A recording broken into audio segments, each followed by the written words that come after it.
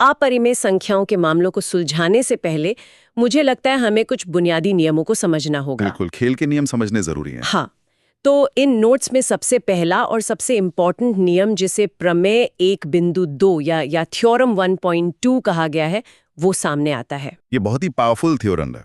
मैं पढ़ती हूँ इसे। ये नियम कहता है कि मान लीजिए एक अभाज्य संख्या है, यानी प्राइम नंबर है, हम इसे p कह लेते हैं। ठीक है, p मान लिया। अगर ये p किसी संख्या के वर्ग को, मतलब a² को पूरी तरह से विभाजित कर सकता है, तो वो जो p है ना, वो उस मूल संख्या a को भी विभाजित करेगा। और ये गणित की दुनिया का एक बहुत ही अचूक नियम है। मतलब इसके बिना हम आगे की कोई भी जो लॉजिकल बिल्डिंग है वो खड़ी कर ही नहीं सकते। अच्छा, मैं यहाँ ना थोड़ा उलझ रही हूँ। बताइए, क्या कंफ्यूजन है? मुझे यकीन है कि कई सुनने वाले भी यही सोच रहे होंगे कि ये बात तो बहुत ही नॉर्मल सी, मतलब बहुत ऑब्वियस सी लगती है। ऑब्वियस कैसे? मतलब अगर कोई संख्या किसी के स्क्वायर को काट रही है तो वो उसके मूल रूप को भी काटेगी ही ना। तो क्या हम इसे बेवजह बहुत कॉम्प्लिकेट नहीं कर रहे? इसे थ्योरम का इतना भारी भरकम नाम क्यों दिया गया भाई? ये बहुत ही जायज सवाल है आपका। है, मतलब ये तो बेसिक डिवीजन है। सतह से देखने पर ये बहुत सामान्य लगता है, लेकिन ना इसकी गहराई जो है वो अभाज्य संख्याओं यानी प्राइम नंबर्स के असली नेचर में छुपी हैं। अच्छा, वो कैसे? देखिए, अभाज्य संख्याएं ना गणित की दुनिया के परमाणुओं की तरह होती हैं, मतलब एटम्स की तरह, जिन्हें और तोड़ा नहीं जा सकता। बिल्कुल, उन्हें और छोटे हिस्सों में आप नहीं तोड़ सकते। हर एक संख्या का अपना एक अनूठा प्राइम डीएनए होता है। ओके। मतलब अभाज्य गुणनखंडों का एक सेट होता है। तो मतलब जैसे हमारा डीएनए हमें परिभाषित करता है, वैसे ही प्राइम नंबर्स किसी भी संख्या का बुनियादी ढांचा तय करते हैं। सटीक रूप से। अब सोचिए, जब हम किसी संख्या a का वर्ग करते हैं, यानी a को a से गुणा करते हैं, हाँ, a इंटू a, तो हम बाहर से तो कुछ भी नया नहीं जोड़ रहे हैं ना। नहीं, वही संख्या है। हम सिर्फ a के उसी प्राइम डीएनए को डबल कर रहे हैं, दो गुना कर रहे हैं। आहा। तो अगर a² के अंदर कोई खास अभाज्य संख्या p मौजूद है, मान लीजिए कि 5 मौजूद है, तो ये 5 कहीं बाहर से हवा में उड़कर तो नहीं आ गया ना। नहीं, वो तो पहले से ही होगा। बिल्कुल, वो उस संख्या के मूल रूप यानी a के अंदर पहले से ही मौजूद रहा होगा। ये प्रमेय इसी आनुवांशिक सत्य को गणितीय रूप से एक तरह से साबित करती है। अरे वाह! ये हमें गारंटी देती है कि हम संख्याओं के डीएनए को ट्रैक कर सकते हैं। ये सच में मतलब एक बहुत गहरा नजरिया है इसे देखने का। हाँ, तो ये नियम असल में एक तरह की ट्रैकिंग डिवाइस है। एकदम सही, ट्रैकिंग डिवाइस। मतलब अगर मुझे किसी संख्या के स्क्वायर में कोई प्राइम गुण मिल गया तो मैं पूरे कॉन्फिडेंस के साथ कह सकती हूँ कि वो गुण उसके मूल में भी है। 100% होगा। बेहतरीन। तो अब इस ट्रैकिंग डिवाइस का इस्तेमाल करके ना हम अपने मेन मुद्दे पर आते हैं, जो कि है अपरिमेयता सिद्ध करना। हाँ, हमें ये साबित करना है कि √5 जो है वो एक अपरिमेय संख्या है, यानी इरैशनल नंबर है। और यहीं पर गणित की मतलब सबसे खूबसूरत तार्किक रणनीति मंच पर आती है, जिसे हम विरोधोक्ति विधि कहते हैं। हाँ, नोट्स में इसे प्रूफ बाय कॉन्ट्रडिक्शन कहा गया है। बिल्कुल। हमने मान लिया कि √5 एक परिमेय संख्या है। मान लिया। अब डेफिनेशन के हिसाब से दुनिया की किसी भी परिमेय संख्या को एक भिन्न या फ्रैक्शन के रूप में लिखा जा सकता है, यानी a/b के रूप में। हाँ, a/b। तो हम कहते हैं कि √5 बराबर है a/b के। लेकिन यहाँ एक बहुत ही सख्त शर्त लागू होती है। कौन सी शर्त? जो इस पूरी जासूसी की धुरी है, समझ लीजिए। वो शर्त यह है कि a और b दोनों सह अभाज्य होने चाहिए, यानी को प्राइम होने चाहिए। सह अभाज्य या को प्राइम? चलिए इसे थोड़ा खोल कर समझते हैं। हाँ, बताइए। इसका सीधा सा मतलब ये है ना कि a और b दोनों पूरी तरह से अपने सबसे सरल रूप में है। बिल्कुल, सिंपलेस्ट फॉर्म में। उनके बीच एक को छोड़कर, मतलब 1 को छोड़कर, कोई भी साझा गुणनखंड या कॉमन फैक्टर नहीं है। कोई भी नहीं। कोई ऐसी संख्या नहीं है जो इन दोनों को एक साथ काट सके। सही कहा। अगर हम इसे इंसानी रिश्तों के नजरिए से देखें तो A और B दो ऐसे अजनबी हैं जिनका आपस में कोई संबंध ही नहीं है। हाँ, कोई रिश्ता नहीं है। उनका डीएनए बिल्कुल अलग है, उनका कोई एक ही पूर्वज या साझा रिश्तेदार नहीं है। ये बहुत ही बढ़िया एनालॉजी दी है तो आपने। अदालत में रूट 5 की गवाही ये है कि वो A और B नाम के दो अजनबियों का अनुपात है, जिनका आपस में कोई लेना देना नहीं है। बिल्कुल। अब हमारा काम है इस गवाही की क्रॉस एग्जामिनेशन करना। और ये क्रॉस एग्जामिनेशन शुरू होता है दोनों तरफ का वर्ग करने से, यानी स्क्वायरिंग करने से। हाँ, हम गणित का एक आईना उनके सामने रख देते हैं। तो जब हम रूट 5 इक्वल टू a/b का स्क्वायर करते हैं तो रूट का निशान हट जाता है। और हमें क्या मिलता है? हमें मिलता है 5 बराबर है a² / b² के। अगर हम इसे थोड़ा सीधा करके लिखें तो ये समीकरण बनता है a² बराबर है 5b² के। अब यहाँ हमें ना एक पल के लिए रुकना चाहिए। क्यों? a² इक्वल टू 5b², ये सिर्फ एक इक्वेशन नहीं है, तो क्या है? ये एक बहुत बड़ा सुराग है। ये हमें बता रहा है कि a² नाम की जो संख्या है वो असल में 5 और b² के गुणा होने से बनी है।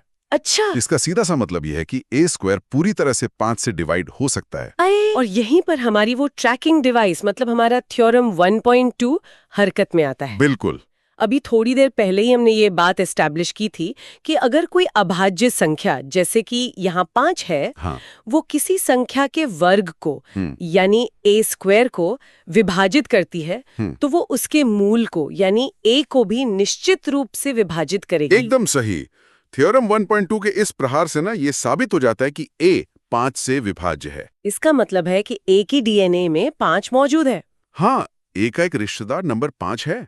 ये तो पहली बड़ी खोज हो गई। बिल्कुल। अब चूंकि a के अंदर 5 मौजूद है तो हम a को 5 गुना कुछ और लिख सकते हैं ना? हाँ, लिख सकते हैं। तो मान लेते हैं कि a बराबर है 5c के, जहां c कोई दूसरा पूर्णांक है। ठीक है। अब हम इस नई जानकारी को वापस उसी पुराने समीकरण में डाल देते हैं। तो हमारा पुराना समीकरण था a² इक्वल्स टू 5b²। हाँ, और अब a की जगह हम 5c रख देते हैं तो ये हो जाता है 5c का होल स्क्वायर बराबर 5b², जिसका मतलब है 25c² बराबर 5b²। और अगर हम दोनों तरफ 5 से भाग दे दें, जो कि गणित का एक बहुत ही बेसिक बैलेंसिंग रूल है, तो हमारे पास क्या बचता है? हमारे पास बचता है 5c² बराबर है b² के। और बस यहाँ आकर ना वो पूरा का पूरा झूठ बेनकाब हो जाता है। कैसे?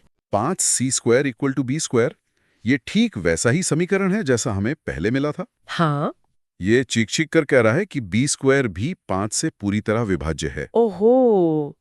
और फिर से थ्योरम 1.2 लागू हो जाता है। बिल्कुल। अगर b² 5 से कटता है तो b भी 5 से कटेगा। मतलब b के डीएनए में भी 5 मौजूद है। अब जरा ना शुरुआत में की गई उस कल्पना को याद कीजिए। वो गवाही। हाँ। हमने बड़ी शान से ये माना था कि a और b सह अभाज्य हैं, यानी वो अजनबी हैं। उनका कोई साझा रिश्तेदार नहीं है। लेकिन हमारी इस गणितीय जिराह ने साबित कर दिया कि a का रिश्तेदार भी 5 है और b का रिश्तेदार भी 5 है। उन दोनों में कम से कम 5 तो एक कॉमन फैक्टर है ही। और यही एक तार्किक विरोधाभास है, लॉजिकल कॉन्ट्रडिक्शन।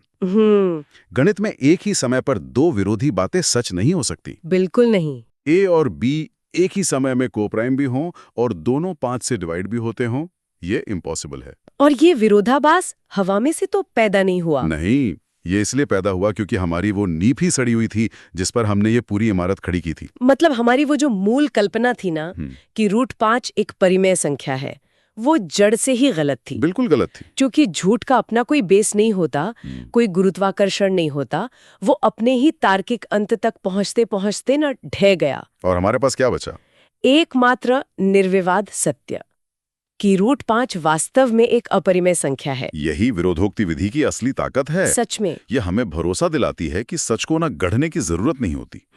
आप बस झूठ की संभावनाओं को खत्म करते जाइए, जो आखिर में बचेगा वो कितना भी अजीब क्यों न लगे वही सत्य होगा। ये सिर्फ एक गणित का प्रूफ नहीं है, ये तो एक बहुत गहरी दार्शनिक यात्रा लग रही है मुझे, है ना? तो अब जब हमने ये एकदम क्लियर कर लिया है कि रूट 5 अपने शुद्ध रूप में अपरिमेय है, तो मेरे दिमाग में ना एक और सवाल उठ रहा है। पूछिए। क्या होता है जब ये शुद्ध अपरिमेयता सामान्य मतलब रोजमर्रा की परिमेय संख्याओं के संपर्क में आती है? अच्छा सवाल है। क्या वो उन्हें भी दूषित कर देती है? हिमांशु एकेडमी के नोट्स में जो अगला केस है ना, वो ठीक इसी बारे में। हाँ, अगला प्रश्न। हमें ये जांचना है कि 3 + 2√5 इसकी प्रकृति क्या है। क्या ये रैशनल है या इरैशनल? और यहाँ आके कहानी ना एक नया मोड़ ले लेती है। कैसा मोड़? देखिए, गणित में हम हर बार पहिए का आविष्कार नहीं करते।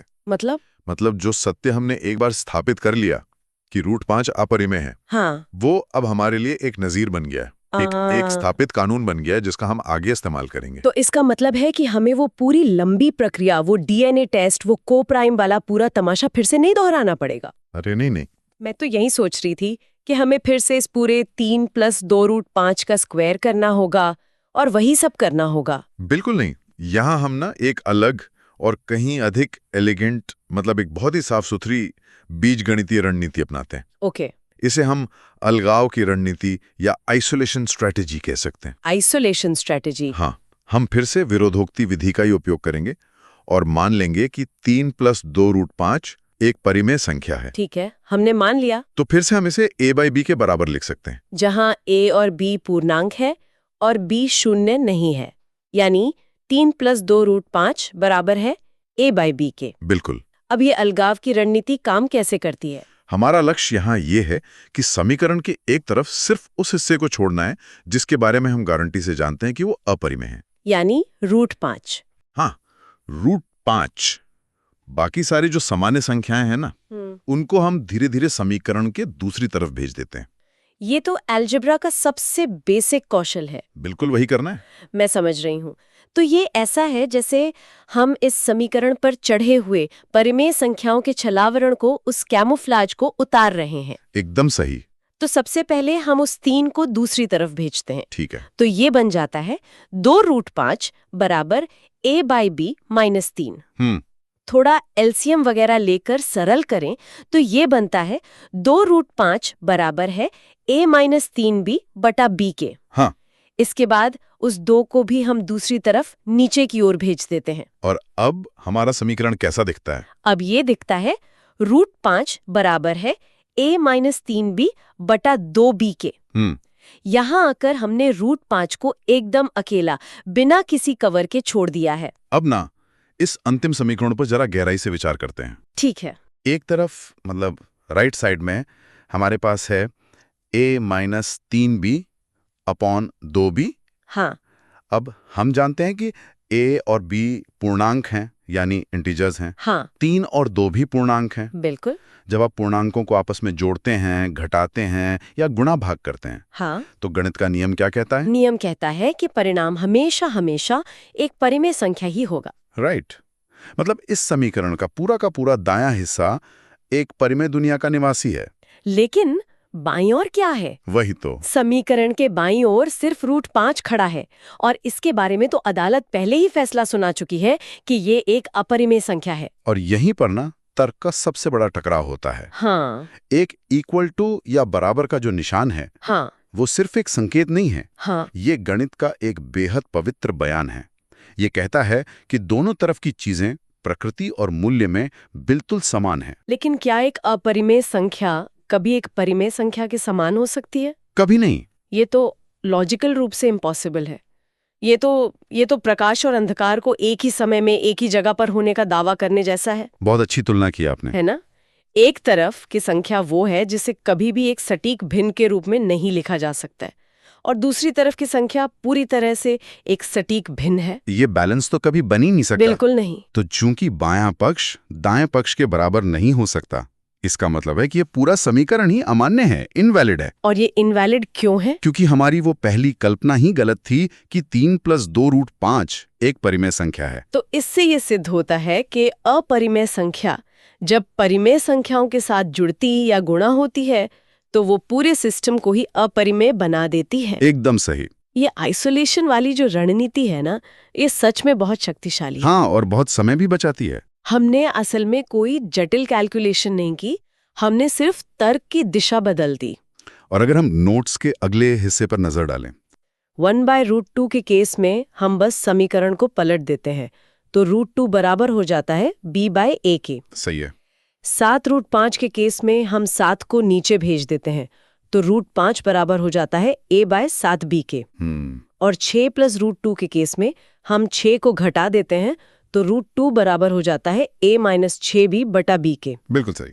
इन तीनों ही सिचुएशंस में हम अंत में एक ही मुकाम पर पहुंचते हैं कि समीकरण के एक तरफ एक सिद्ध अपरिमेय संख्या है और दूसरी तरफ पूर्णांकों से बनी एक परिमेय संख्या। और फिर से वही तार्किक विस्फोट होता है। हाँ, वो कॉन्ट्रडिक्शन। आपने इसे बहुत सटीकता से पकड़ा है। शुक्रिया। जब आप समीकरण के एक हिस्से को दूसरी तरफ ले जाते हैं ना, तो आप सिर्फ नंबरों की जगह नहीं बदल रहे होते हैं। तो क्या कर रहे होते हैं? आप दरअसल उस संख्या की प्रकृति का परीक्षण कर रहे होते हैं। अरे वाह! हिमांशु एकेडमी ने जो ये सवाल संकलित किए हैं, इनका मेन मकसद छात्रों को रटने से दूर ले जाना है।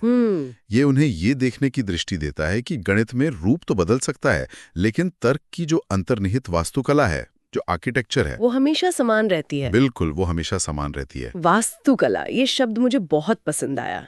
हम सिर्फ x या y की वैल्यू नहीं निकाल रहे हैं, हम तर्क के एक पूरे ढांचे को देख रहे हैं। एकदम सही। अगर हम इस पूरी चर्चा को समेटें तो हमने आज इस प्लेबुक के जरिए वास्तव में बहुत कुछ खोजा है। बिल्कुल खोजा है। हमने देखा कि कैसे प्रमेय 1.2 संख्याओं के सबसे बुनियादी स्तर यानी उनके प्राइम फैक्टर्स पर जाकर काम करता है। हाँ, वो हमें संख्याओं का डीएनए पढ़ने की ताकत देता है। और फिर हमने उस विरोधोक्ति विधि की, या मतलब उस प्रूफ बाय कॉन्ट्रडिक्शन की दार्शनिक शक्ति को भी महसूस किया। ये विधि हमें ये सिखाती है कि किसी सत्य को स्थापित करने के लिए ना हमेशा सीधे रास्ते की जरूरत नहीं होती। हाँ। कभी-कभी झूठ को उसके तार्किक अंत तक ले जाना ही सत्य को उजागर करने का सबसे इफेक्टिव तरीका होता है। और अंत में हमने ये भी जाना कि अपरिमेय संख्याएं, चाहे वो किसी भी जटिल परिमेय ढांचे के साथ छिपने की कोशिश कर लें, वो अलगाव के बीजगणितीय हथियारों के सामने टिक नहीं पाती। बिल्कुल नहीं टिक पाती। वो अपना वजूद, अपनी इरेशनैलिटी बचाए रखती हैं। सही कहा। हिमांशु एकेडमी के इन नोट्स ने हमें वास्तव में ये दिखाया कि 10वीं कक्षा का गणित सिर्फ बोर्ड परीक्षा पास करने की कोई बाधा नहीं है। बिल्कुल नहीं। ये असल में मानव मस्तिष्क को एक एनालिटिकल और लॉजिकल मशीन में ढालने का एक बेहतरीन टूल किट है। और ये टूल किट हमें ये सवाल करना सिखाता है कि जो स्पष्ट दिख रहा है, क्या वो वास्तव में सच है? और अगर सच है तो क्या हम उसे बिना किसी डाउट के, बिना किसी संदेह के सिद्ध कर सकते हैं? तो अब इस चर्चा को यहीं विराम देने का समय आ गया है। लेकिन क्या, जाने से पहले मैं यहाँ सुनने वालों के लिए ना एक विचार छोड़ना चाहती हूँ। अच्छा? एक ऐसा विचार जो गणित की इन किताबों से बाहर निकलकर हमारी रोजमर्रा की जिंदगी पर लागू होता है। मैं सुनने के लिए बहुत उत्सुक हूँ। आज हमने देखा कि गणित में सच्चाई परखने का सबसे पावरफुल तरीका ये है कि कुछ पल के लिए उस सच्चाई के एकदम विपरीत यानी झूठ के सच होने की कल्पना की जाए। हाँ, हमने यही किया। हम उस झूठ को पलने बढ़ने देते हैं और फिर देखते हैं कि क्या वो अपने ही विरोधाभासों से टूट जाता है। बिल्कुल। तो जरा सोचिए, अगर हम अपने जीवन, अपनी गहरी मान्यताओं, अपने पूर्वाग्रहों पर यही विरोधोक्ति विधि लागू करें तो क्या होगा? ये तो बहुत गहरी बात कह दी आपने। अगर हम अपनी सबसे पक्की धारणाओं के बारे में सिर्फ एक दिन के लिए ये मान लें कि शायद मैं गलत हूं, और फिर उस धारणा के तार्किक नतीजों का पूरी ईमानदारी से विश्लेषण करें, तो हमारी कितनी मान्यताएं, कितने पूर्वाग्रह बिना किसी बाहरी दबाव के सिर्फ अपने ही विरोधाभासों के कारण भर भराकर गिर जाएंगे। ये वास्तव में ना आत्मनिरीक्षण का या इंट्रोस्पेक्शन का एक बहुत गहरा और चुनौतीपूर्ण तरीका है। बिल्कुल। गणित सिर्फ नंबरों का खेल नहीं है, ये सत्य को देखने का एक चश्मा है। वाह, बहुत खूब। तो इस चश्मे को साफ रखिए, अपने आसपास के दावों को परखते रहिए और सतह के नीचे छिपे तर्कों की तलाश हमेशा जारी रखिए। हमारे साथ जुड़ने के लिए बहुत बहुत धन्यवाद।